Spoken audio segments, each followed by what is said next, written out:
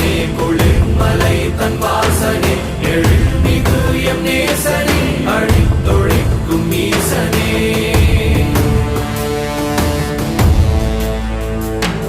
இல்லாமல் ஆடும் பந்தமே கல்லாகி நிற்கும் முந்தமே கல்லாயங்கட்கு சொந்த